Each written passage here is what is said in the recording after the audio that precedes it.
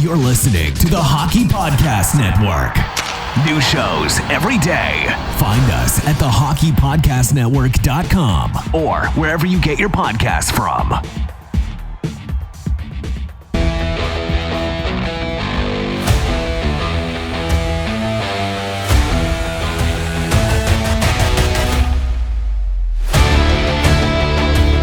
Hi, everybody. Welcome to a very special bonus episode of Red Wings Rant, where tirades and impassioned pleas for your Detroit Red Wings finally have a home.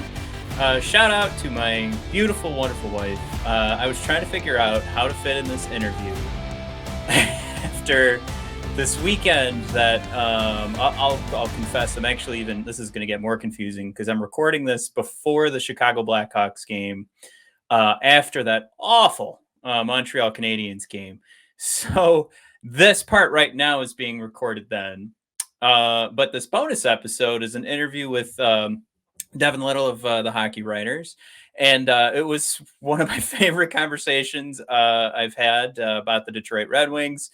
I think it's a very good episode for anybody that needs that reminder of maybe that reset of where your head should be at for the season, because we actually came in, we got pretty lucky, even with that heckin' horrible game against the Canadiens. We kept level heads. We showed some excitement, but we tried to be as realistic as possible with some excitement. And again, remember, it's coming off of those first 4 games.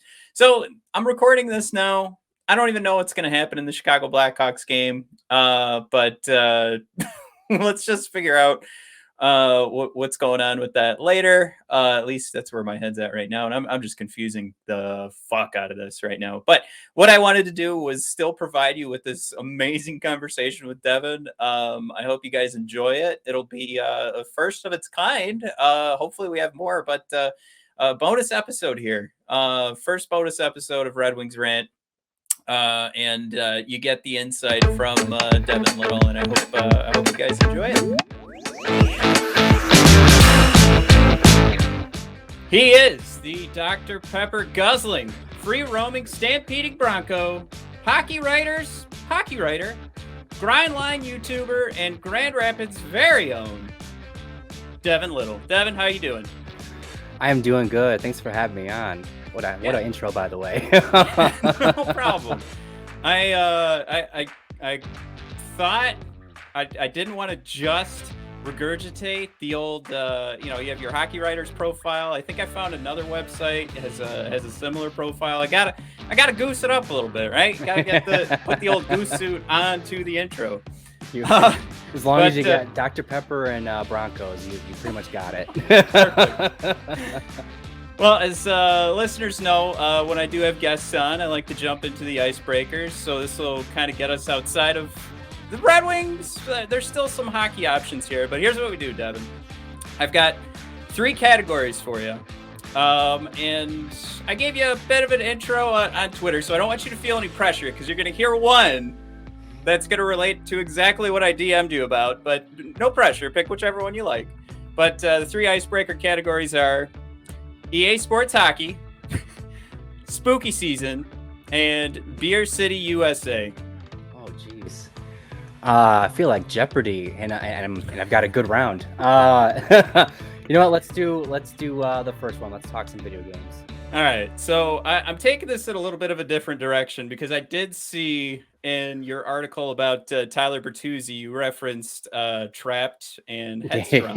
Yes. So I wanted to throw this out there. What band, artist will forever be associated with your own personal playlists because of EA Sports? Oh, geez. I guess the first one that comes to mind, I always go back to NHL 05, and Franz Ferdinand with Take Me Out. Yes. Such a classic.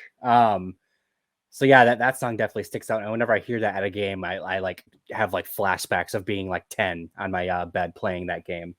And then another one, I guess, would be I think it was like NHL 10 through 11. They randomly went back and did some oldies. They did like Sandstorm and Zombie Nation. So yeah, those songs for sure. No, that's a really good one. I still remember going through like senior year world history class, and the Archduke Franz Ferdinand came up, and I was like, Yep. I know that guy. Yeah, Easy to remember that guy. Yeah. my hot ones here were Queens of the Stone Age, Okay, which yep. I think I'm pretty sure they were featured in like the first NHL game that had like a soundtrack. Airborne, because I've been an Aussie metalhead for a while, and Sure. underrated. I feel Foxy Shazam, Bye Yo, Bye there you go. Symphony, There you go. Burn. That that one's gonna stick with me forever. Yeah, and this one's probably easy. I'll just throw this one out there because this question didn't take too much thought to come up with. But where are you guzzling barrels of suds if you're in Beer City, USA? Where am I guzzling barrels of suds? To be honest, I don't really have like a go-to place. I feel like I should probably get one of those. I kind of just if you happen to be touring around Grand Rapids, you might see me at this place or that place. I like to hit up Pepino's for dinner. I like to hit up Nice. Oh, I'm drawing blanks right now, but yeah, you might see me around. I don't really have a staple. Yeah, my answer to this was embarrassing because I've had people ask me before, and I just go, well, there's a Hopcat right next to yep the arena, so just head over there. They'll have Yeah. everything in the area, and you just enjoy some fries. Yeah, for sure. Yeah. Well, yeah. Thanks for letting me pick your brain there, but I also love doing this too. So anybody that does writing, I confessed in our last interview that like I see myself as like a pseudo journalist, and the main game is podcasting. But I saw that you graduated with a degree in creative writing. So I want to know, and this is probably what brings me to your writing on the Hockey Writers website. How do you bring that, because there's obviously a difference between like a journalistic style Sure. and what the idea of creative writing is. So there's going to be a couple of questions I want to throw at you with this, but from the start, how do you feel like you infuse what you've learned to do, your creative writing style, into what for lack of a better phrase is, or maybe lack of a better term, is just you doing sports journalism? Sure. Yeah. Well, I should start by saying that I started out as a journalism major, and I switched programs because I didn't like Western's journalism program. So, don't know if that's a shout out to my alma mater or not, but yeah. But no, once you decide that you're going to do something like this, and by the time I was into my creative writing degree, I started to write for the school newspaper, and believe it or not, I didn't write for sports. I wrote for the arts and entertainment section, and that is where I really kind of I guess learned the basics of journalism that I needed to like have to do this type of thing. Yeah. And it just goes to show that like you don't have to be writing about sports to like figure that stuff out. But ever since I was little, I was someone who just liked to write things my own way, even if there was like a sort of template for how things wanted to look. If I thought something needed to be written a certain way, in my mind, that's how I was going to do it. Assignment be damned. So so I guess what I do is every article, every topic, every however you want to look at it, can be approached multiple different ways. I think you can write things to make it sound like it's coming straight out of a newspaper. Sometimes you can write things to make it look like it's coming straight out of like a not a novel, but like a piece of nonfiction, and it's all about what I guess people would enjoy to read. I think sometimes you just got to write out the facts and that's your story. And sometimes you got to have fun with it. And I think when you can come at it from a creative writing perspective, you kind of, I don't mean to say it this harshly, but you're not as much of a slave to the convictions that you have to follow. Gotcha. When you're stuck to like the journalism thing. I feel a lot more free to do things how I see fit with how where I'm coming from, I guess. Is there something that you would like to see be like more mainstream in sports journalism to like just make your day that much easier? Like I think like just for an example, you probably go through like Down Goes Brown has some pretty crazy stuff. So maybe even that probably, now that I think about it, skews even closer to sports journalism. There's a lot of research that goes into that. Oh yeah, and he is a fun read, but that might be in the opposite side of the spectrum. But yeah, still same question, even though I fucked up the example. The main thing that honestly I would like to see more, and I am starting to see it here and there, but it's still not necessarily mainstream, is just the writer inserting themselves into the piece. It's still kind of relatively frowned upon to write "I" in your pieces. I think this, I did this, blah blah blah. And I think, in certain cases, yeah, you shouldn't do that. But I think that a lot of writers out there draw an audience, and that audience comes back for that writer, not necessarily the thing that they're writing. I look at, Max Bultman. It doesn't matter what that guy's writing about. It's got his name on it, so people are going to read it. So if he writes "I" in it, they don't care. I want to, I would like to think that I can be in a position where if people see my name on the byline, they're going to jump on it because I'm there. And so when you have the freedom to insert yourself into the piece, you can kind of make it more personal. You can really kind of establish that what you're saying is coming from you and not from, an external source or whatever. And it makes things more, I guess, unique, and it makes things harder to plagiarize when you are able to inject yourself into what you're writing. Yeah, I mean, to that point, you could read the same story. I don't want to toss any names out there, but I get what you mean with a huge difference, and I'm going to do it. I'm going to throw somebody under the bus here, but a huge difference between like Ansar Khan and Max Bultman. I'll play that game. It's probably a mean game to play, but but I mean, you're not wrong though. There's a big difference between the two.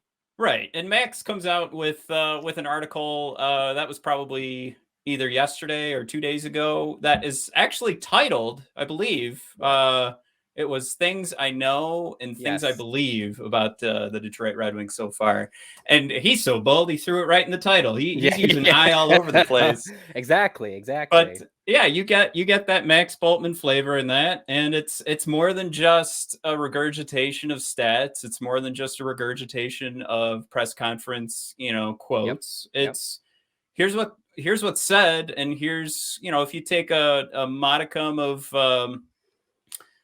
time, I guess, just to try and dissect it, here's what it could mean, and here's what they want you to think, kind of ideas. And I couldn't agree more. It's how I get into my conspiracy theories with the Detroit Red Wings. If like, it can be dangerous. I'm the bad side of that. I'm the one that comes up with, well, wait, why was nobody around watching Verona get hurt? What happened there? He just all of a sudden he's gone for 4 months. What's going on there? I joking aside, don't want to put you in an uncomfortable position there, but that's where my craziness comes from, and thankfully there's people that actually enjoy that. But yeah, I appreciate you letting me dive into that the old creative writing side of things, and yeah, I say everything you're saying there is probably why I have you on the show now. There's so many people out there I could get thoughts and ideas, but yeah, I appreciate that you've chosen to go with Devin's style. I'll say that because that's what keeps me coming back. Thank you. I don't know any other styles. Yeah, exactly. All right, so I sent you. We'll jump into the Red Wings stuff here if I can. I'll put in my mind here the stamp on when we started doing this part of the conversation. I threw out in the DMs here. I didn't want this to come off as like. I didn't want to put you on the spot, and it's not too difficult of a question, but I did want to get like, I wanted to give you more time than just off the top of your head to think about it. But give me two answers here. One analytics based, or maybe pulling back just from the narrative side a little bit, but again, to go in the opposite direction, one narrative based, one analytics based. What's going right so far with the Red Wings in your opinion? We'll start with the narrative aspect, and again, like we all know, it's early, so we can't really draw super fine conclusions at this point. But early returns suggests that the Yzer plan is working. Seider and Raymond have been among Detroit's best players since the get-go of this season. And those are, Seider was the very first guy Yzerman drafted, and Raymond was the highest guy he's drafted. I want to take a step back too. Like we all kind of figured Seider was going to make the team. We didn't necessarily know Raymond was going to make the team. And for them both to be making such a big impact right away is it bodes well. They're both under 21 years old, so they've got a lot of room to grow, and they're already making this big of an impact. So for the first two guys, at least in the first round, that Yzerman has drafted to make this kind of impact, you got to feel good about guys like Edvinsson and Kosa coming up, and then whoever else is coming in the next year or two. And then analytically based, I did do a little bit of homework. At least according to Natural Stat Trick, the Red Wings as a team have an expected goals for percentage of 55.26, which means that they expect to get over 55% of the goals so far through 4 games this season. I can't remember the last time the Red Wings as a team had a positive expected goals for percentage. Now, a lot of that is based on a really good game against Columbus, a really good game against Vancouver, and then a crazy game against Tampa Bay. This past game against Calgary was not as I guess forgiving. But the point is that they are getting the bigger share of the scoring chances. They're getting they're expected to get more goals than their opponents. And I think the fact that they still have technically a positive record is proof of it. Yeah, and I would say there's also a narrative to attach and an analytics number to attach to both sides of those conversation pieces too, because you would say too, Seider, Raymond, probably we make this discussion point of when was the last time we had an expected goals for percentage above 50, and then you also just turn around and go, well, we also have easily our best defenseman and best forward we've seen in the last few years. But then with the meeting that number, you got to think, and this wasn't necessarily anything I prepped you for, so I'm going to play this game, but you got to think, Jeffy Blash, we'll call him, I'll stick with Jeffy. He's got to be letting go of the reins a little bit when he sees the talent level that's in front of him. Because we know, right? I want to get your thoughts on this, because I've been going pretty hard on this since the season has started. Because even with that Tampa Bay game and we go down in a loss, clearly, to me, there was a change in how much we were going to play the let's limit chances. And now it's just, all right, these boys can play. I'm going to let them do a little bit more here. I'm going to let Mo Seider be Mo Seider. I'm going to let Lucas Raymond be Lucas Raymond. That's where I make that attachment of what is the story behind us getting, at least from the 5-on-5 perspective, at least from the analytics perspective, how did we get to that point? Is Jeffy Boy making the right choices for his talent? Come on, Jeffrey, you can do it. Yeah. My big thing with this is it's crazy what happens when you inject talent onto a team. Yeah. I mean, quite literally. Last year, I don't know if I'm in the minority on this or not, but I think that the Red Wings played a system that fit their team. I realized that it wasn't the most fun thing to watch, and they struggled to score, and there were plenty of issues going on there, but they weren't oozing with talent. You can't go toe to toe with Tampa Bay and go chance for chance when your best player is sorry, number 71, but when your best player is Dylan Larkin, you can't go toe to toe with Tampa Bay. Right. So you got to play a system that allows you to at least stay in the game with Tampa Bay. And that's what they did last year. So then this year, when they add, Lucas Raymond and Moritz Seider, and let's not overlook Nick Leddy and Pia Suter, the team has more talent. The team can do a bit more. We saw in the very first game against literally the Tampa Bay Lightning that they can go chance for chance now. Mind you, Tyler's 80% shooting percentage. Yeah. I mean, that's not sustainable. And Vasilevsky had an off game, and there's a lot of other things going on there. But I don't know that you would have seen that game last season. Like you said, to set this up, they were playing a lot looser than they were at any point last season.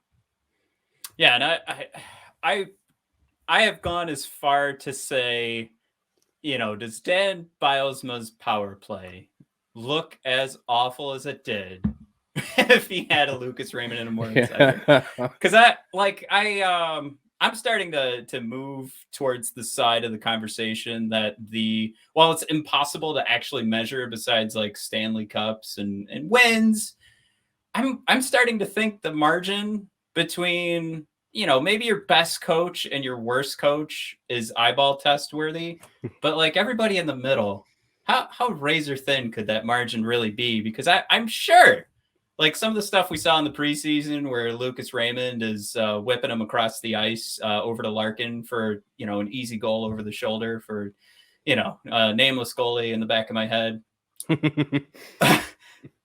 Was Dan Bylsma really saying don't do that? Or did he just lack the talent to have that done? And I'm not saying bring back Dan Bylsma. I'm not taking anything away from Tanguay.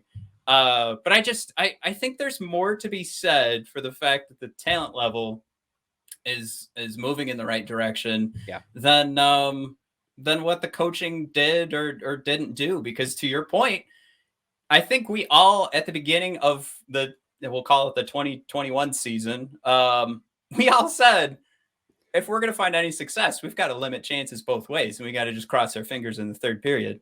Yep. Red Wings do it. And then we all kind of went, wow, this is boring, but we knew it was coming. So it shouldn't have been a shock. It should have just been like, all right, Jeff wants to try and keep his job. He's going to do the only thing that could probably work with this group. It shouldn't, I don't know. Shouldn't have been as controversial, I think, that he even kept his job, to be completely honest. But I agree.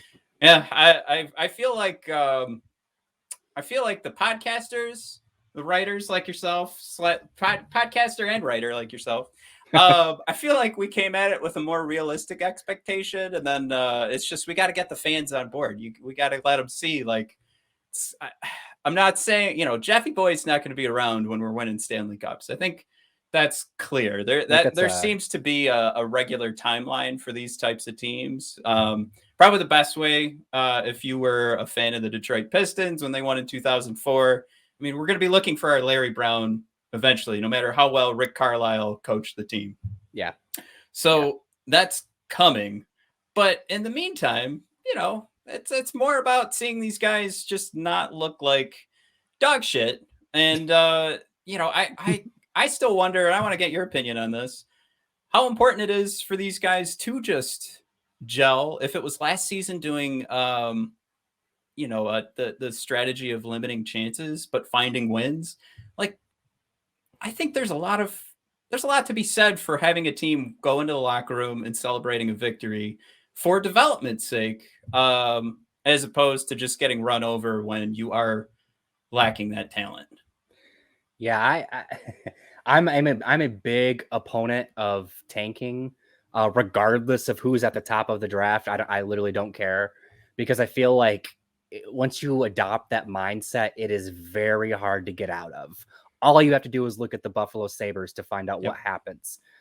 Even the Edmonton Oilers, they got Connor McDavid and they still haven't made it past the second round in a long time. And they've got Leon Draisaitl there too. Like it's not a talent problem at that point. So for me, it's about putting yourself in a position to not get run over, like you said, because that's deflating, that's defeating. It's really hard. You can only take so many 6-1 losses before you just you unplug the controller and you stop caring. You need to stay engaged, and the way to stay engaged is to either win games or lose close games. So, I don't care if the Red Wings go 0-82, but if every single 82 all the 82 losses are 2-1, that means they were in all 82 games, and they just got to figure out how to get those 2 extra goals. Now, obviously, 0-82 is crazy, and that's a hypothetical. But, case in point here, I would much rather see the team build those moral victories, get those wins when they can get them, and even get those tough losses when they can get them. Because I think that is stuff that you can build on. That puts you in a position to move forward and grow, not just as individuals, but as a team. Losing badly, I mean, you don't even have to look at it from a sports perspective. If you've ever played any sort of board game, if you get killed, it's not fun. You don't want to play again. If it's a close game, then you want to play again right then and there. There you go. Well, I mean, unless your brother's being an asshole like that. Well, that's a whole separate thing, but no, that's a great point. That'll probably be one I'm going to steal and use over and over this season, or at least continue in the Jeff Blashill conversation, because clearly, we make that point now, but we've also both agreed that we're moving away from that limit strategy. Now, this interview or our conversation is going to be confusing because this is going to come out after we play a weekend of hockey. So there's going to be a lot that happens between our conversation right now and a Saturday and Sunday game, which we could come out of this weekend and just be over the moon, despite the fact it's Montreal and Chicago. Or we could come out of this weekend and just be completely deflated because it's Montreal and Chicago. So I guess what I want to get from you is, where's your head going to be at, your best estimate, the best case scenario and worst case scenario, because it's got to be something where people can hear this at that point and either calm themselves down or, not get too bogged down from maybe two losses where we see two teams that are shooting like 2% right now, and eventually the levee's going to break. Yep. So, the law of averages will come into play for both of these teams eventually. And, we've seen it happen in the past. So, basically, if I could reestablish where I want you to go here, keep us on a level head of where the expectation needs to be in your mind for Red Wings fans and just anybody, just casual observers as well. If anybody wants to take a shit on us, tell them to shut the fuck up. Well, first of all, shut up. All right. Second of all, there are a couple things at play here. It's not just as simple as they're playing Montreal and Chicago this weekend. They're playing Montreal in Montreal the first night, meaning Tyler Bertuzzi is not going to be in the lineup. And he's been a very big piece for them to start the season. And they're going to plug in Carter Rowney probably into the lineup. Maybe a seventh defenseman. We don't know. That's what I was wondering too. If it was going to be, I mean, here we are. People are going to hear this and they already know. But either way, whoever they plug in, it's not going to replace Tyler Bertuzzi. 50% as of right now, still 50% shooter. Who knows? Maybe Troy Stetcher will get in there and score 50%. I don't know. But so to expect the exact same level of play against Montreal would probably be, I would probably pump the brakes a little bit. Now, mind you, I do think that they do have a chance in that game. They still have a lot of good. I mean, they're only missing Bertuzzi. It's not like they're missing Larkin and Bertuzzi. Right. And like we've already established, Montreal hasn't won a game yet. So we'll see. And then the next day, so it's a back-to-back, right? They're going to play against Chicago, which we'll see what happens between now and then. But I got to think that their coach is going to be desperate to get a win because he's probably feeling if people think Jeff Blashill's on the hot seat, that dude's in hell right now. Because this team should not be 0-4-1 or whatever to start the season. That team should have had a victory by now.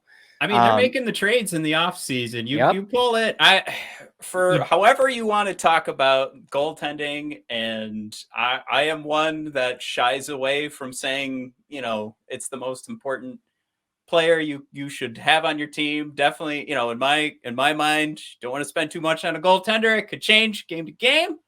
But for whatever reason, Chicago went all in on goaltender, all in on a Seth Jones, and they're not seeing the return right now. So that's something. Oh boy. So they're feeling the heat, and they're playing against the Red Wings, which is obviously a big rival for them. So if they're ever looking for an opportunity to get a win, I mean, a win against the Red Wings will help them. It would feel good for them. And the Red Wings are coming off a game the previous night. So I wouldn't be surprised if they lose that Chicago game just because of all of that I just laid out there. Now, I guess to actually answer the question of where am I setting expectations for everybody, the Red Wings should not get killed in 2 games this weekend. They should be, at the very, very least, they should be in both games. Ideally, you'd want to see them win both.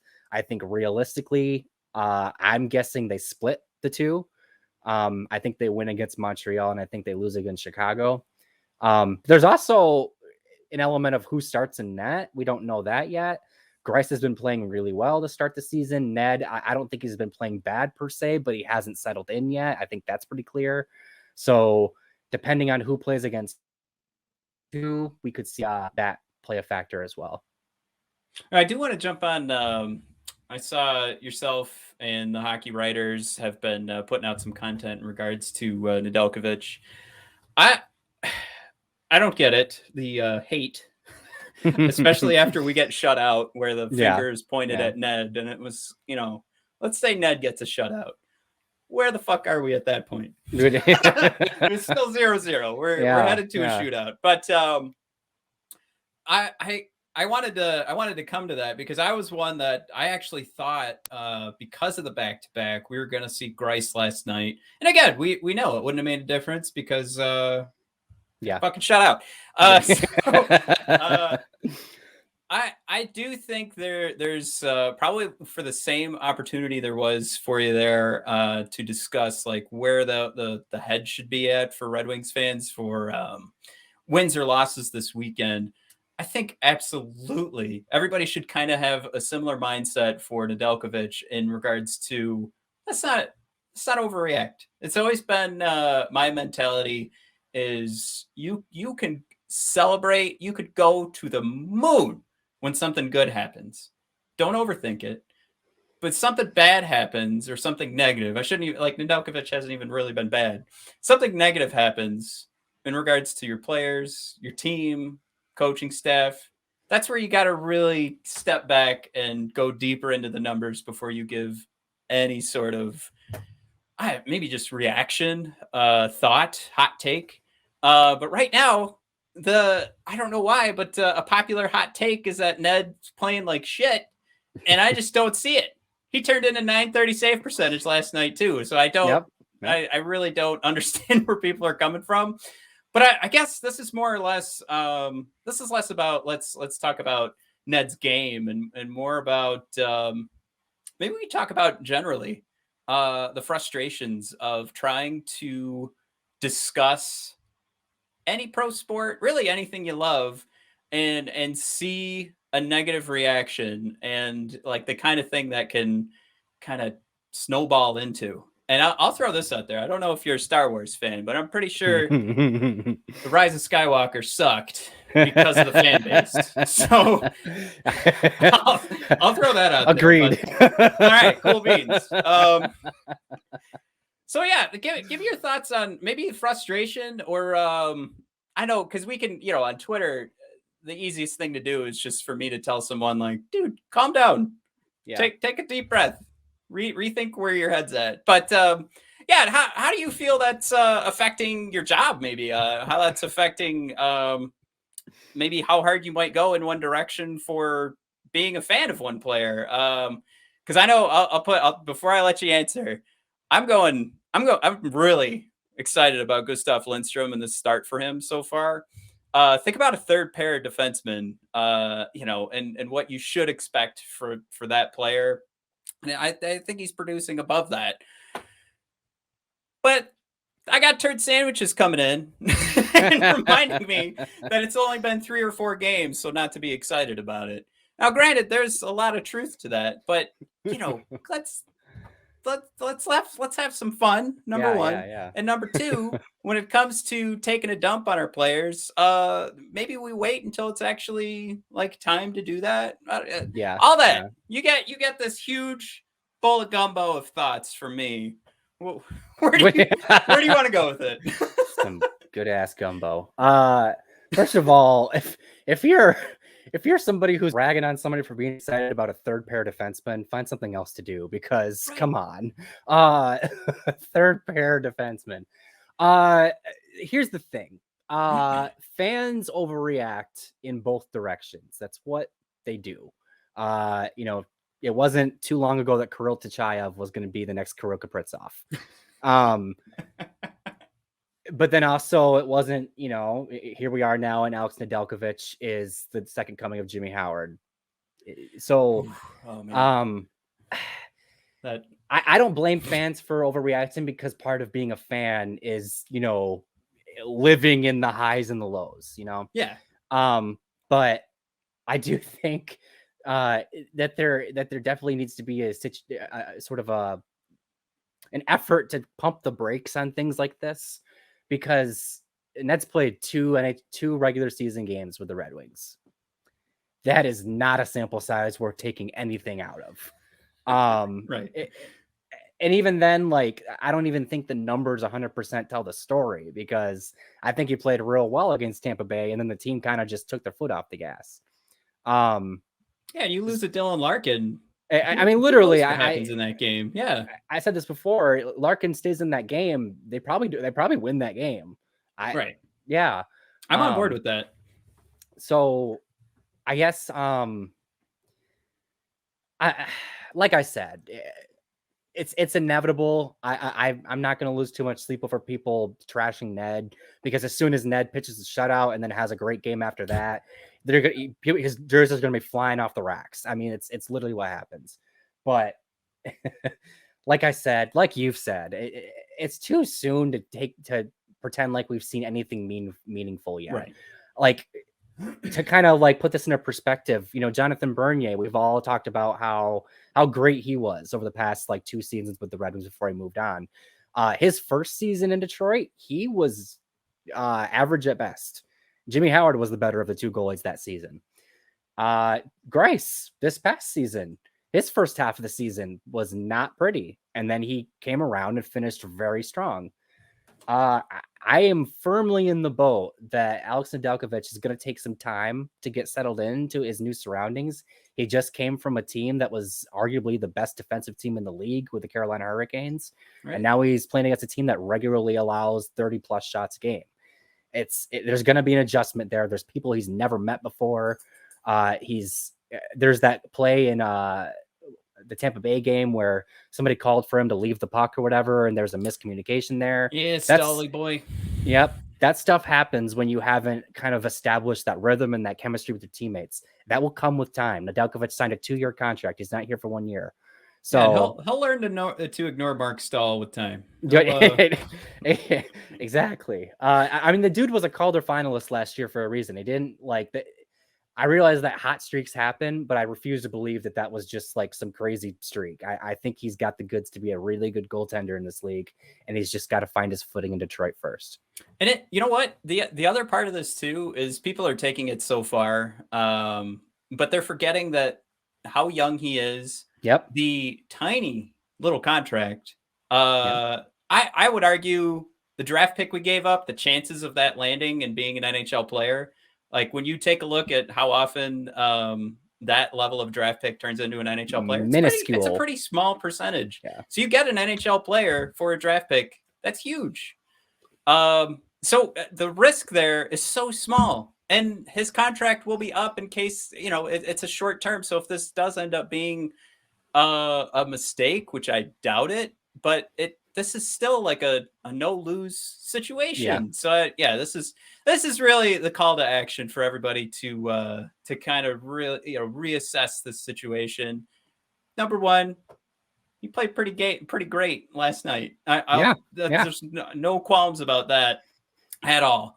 But number two, even if this turned sour, like nothing about this could go wrong for us. We're still not winning the Stanley Cup this year. So it's just we get to watch. I've made the argument as a member of the Hockey Podcast Network.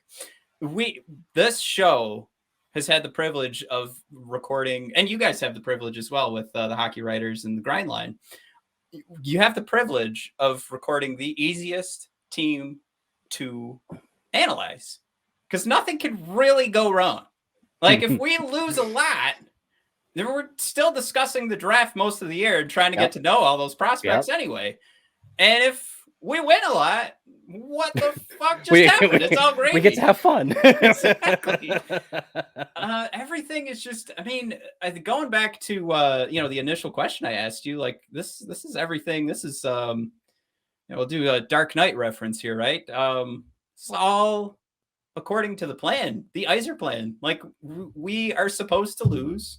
We're supposed to see these little tiny increases of production. And we were supposed to see first round picks in the top 10 that looked like NHL players. So far, so good. This is a gravy. This is a gravy job. Podcast on the Detroit Red Wings. This is about as easy as it gets. I remember in the offseason bringing up the point that, we could actually just go back to the preseason and the difficulty some folks had with giving up on Bobby Ryan and not giving him a new contract. And it's like, that's still small potatoes, but like, that's the thing, like we can't wait for, like to make those decisions where it's like, fuck, which again, I'm not going to say Bobby Ryan was fuck, but some people did. And we're at this point right now where whatever happens it's fine. It's fine. Yeah, no, absolutely. Now, we've just played the game, right? Of everybody needs to calm down. But I saw earlier on your Twitter account, I would say maybe within the last week, you made a play at putting together a lineup if Jakub Vrana was here. I did. No, I'm not. I don't want to get too deep into what that lineup would be, but I do want to play the game that if everything stayed the same, because who knows if Lucas Raymond makes the team if Vrana's here. And I firmly believe that, even with the same performance from Lucas, or you know what? Scratch that. Does he get the same opportunities in the preseason if Vrana's there? We don't even know. I'll put that out there. So anyway, let's say Lucas makes the team. All that's the same, and Vrana's here. Based on what we've seen, and this is where we're going in the opposite direction. Based on what we've seen through 4 games, do you think that we're sniffing the playoffs with a full season of Vrana? This season? Yes. Ooh. I mean, it's hard for me to say because, let's put it out there to start. I mean, Vrana was electric when he came to Detroit last season. I think there's the biggest reason why everyone was so bummed out about his shoulder thing is because, we're like, oh my gosh, the Red Wings are going to have a 30 goal scorer all of a sudden. This is crazy. But we don't know that would have carried over. We don't know that he would have continued that. I highly doubt he would have carried over that same pace. He was scoring at like a 50 goal pace or something like that. Oh yeah. No doubt that wasn't happening again. So to expect, that those 11 games of Vrana to carry over, pump the brakes a bit, but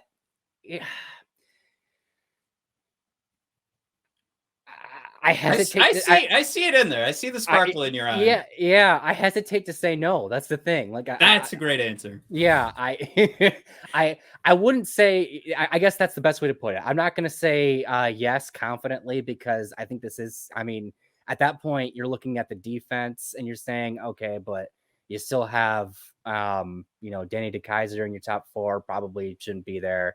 And you have your best defenseman is probably a 20-year-old rookie. It's not ideal. so then you still have issues, and then Nedeljkovic is getting settled in, so there's still issues at play here. But I do think that to kind of steal a phrase that Coach Blashill likes to throw out there, I think that with this lineup plus Jacob Vrana, the Red Wings could theoretically outscore some of their problems. And it just depends on who's playing with who's playing in what role, if Vrana can carry over what he did last year. Is Lucas Raymond on the team, like you said? There's a lot of ifs and whats and maybes, but yeah, I guess my answer is I hesitate to say no. I'll put it this way too. If we're, I don't want to say a bubble team because that seems thinking really high, but I mean, if we're, Jesus, yeah, how do you tiptoe around this? My own question. Let's say the points percentage is like 450, right? So that's about roundabout where we did like the second half of last season. Maybe actually the second half was closer to like 490. And Vrana's coming back. I would say that's at least something. So that puts us in like that probably 11th seed, maybe 10th seed. I think when Vrana comes back, if we were at that point, I think that would be something to sit forward and kind of scooch to the edge of your seat. Yeah, I'll put it that way. That's something to at least go, all right, there might be a chance here. Now, that also means that we just played more than half a season, and Lucas Raymond played pretty good. All of that meant that things kind of kept playing along the same line that they're playing right now. But I'll put it that way. If Vrana comes back and we're like sniffing that the 500 points percentage, that's where you scooch forward. Now, better question: do I think we're going to be sniffing 500 points percentage? No, not really. But it's going to be. We'll know when we get to February, right? Yeah. I'll say this too. Nobody wants to hear this, but I will. I'll let it out that I don't think we're going to see Vrana this season. I think it'll get to a point where things are so far out of hand, and maybe I'm putting on the conspiracy theory hat here. But I think it'll get out of hand where we don't even need to see him. It's not like he's going to come save us. And if anything, maybe he comes back with like a month to go and things are severely out of hand. But that would be. I might even put money on that we don't even see Vrana this season. But I don't want to get anybody, I don't want to damper hopes too much, but that's kind of where my head's at. I see what happened last season. I don't think they're in the position right now that they need to rush anybody back. I think it's pretty evident so far. And I'm not saying because Tyler Bertuzzi was held back for so long and because they kept everything so quiet, that's why he's shooting 50%. I'm saying he looks like an NHL player. He doesn't really look like the injury is holding him back at all. And I think it's got something to do with how careful they were with Bertuzzi. Yeah. So I'll put it that way. And I think they probably want to do the same thing with Vrana. I actually think you might be onto something there. And I think something that is maybe going a little overlooked is that the Vrana injury was reported that he is out a minimum of 4 months. It's not 4 months exactly. It's a minimum. He might be gone longer. And I can see the conspiracy theory hat just forming a little. Yes, this isn't a Red Wings hat. It's a tinfoil. But it's no, and that's, you make a good point. If there's going to come a point where you have to weigh your pros and cons of whether it's even worth it, because if this was a team that was looking to make a playoff push, then you want to add Vrana because he's going to help. He's basically a trade deadline addition at that point. But given where this team is supposed to be, I think you'd rather just make sure that Vrana is healthy and good to go for next season than to get another 15 games out of him this season. Right. I mean, next season, you're potentially talking about DeKeyser being replaced with this Simon Edvinsson that is, I saw it today on Twitter. Somebody said it perfectly. It looks like he's a slice of butter on a hot pan right now. It's just, I mean, like we played the game last year of like trying to fit Seider on the team, and it's like he could literally replace anybody on this team, and it's going to look loads better. I think we get to play that same game next year, especially with, that DeKaiser contract. I think you just kind of eat it. You get through this season, you're good to go. But I mean, that next season is, let's kind of plan ahead for that and kind of just eat this one. And it sucks. But I still think, that still goes along the lines of that attitude of like, nothing can go wrong this season. Nothing can go wrong. I'm a firm believer that this season is kind of the last like true rebuild year. And by that, I mean, dealing with bad contracts and dealing people away to add picks and prospects and really, I guess, tearing down and looking towards the future. I think next season, because you will be adding more young kids, maybe Edmondson, and guys like Raymond and Seider will be getting better, is when you start not focusing as much on what you can trade away and what you start to focus more on what you can bring in to push yourself further along. I'm not predicting playoffs next year, but I am predicting another leap forward next year, and we'll see where that takes the team. Well, yeah, it would be 3 straight years of a step forward, and there's only so much room between the basement and playoffs at that point. Some point you hit that final step. Yeah. Yep. Yeah. And when we draft Shane Wright, we're good to go. Yeah. Right. Great point, Devin.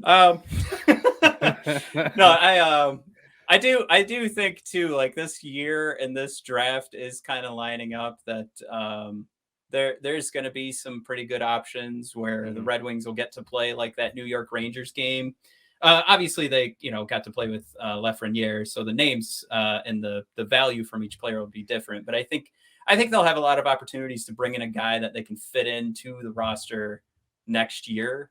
A lot of luck comes into play with that, but with it being more than one name, I'm optimistic that not only are we going to be bringing more guys in that are just coming through the system, we can just throw names out of the hat that are coming from the Griffins, but I do think there's some real potential out of this upcoming draft. And then the thing that we always forget is that Tampa, to me, wasn't that world beater until Yzerman had his way with the trade block and bringing in, pretty much filling out that defense for Tampa Bay and solidifying it through the draft. And of course, he didn't even draft Hedman, but you got some pretty key pieces in place.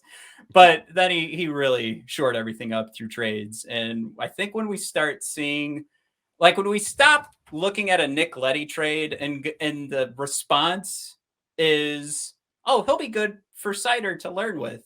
And instead the response is, holy fuck, can you believe Seider and so-and-so are going to be playing together?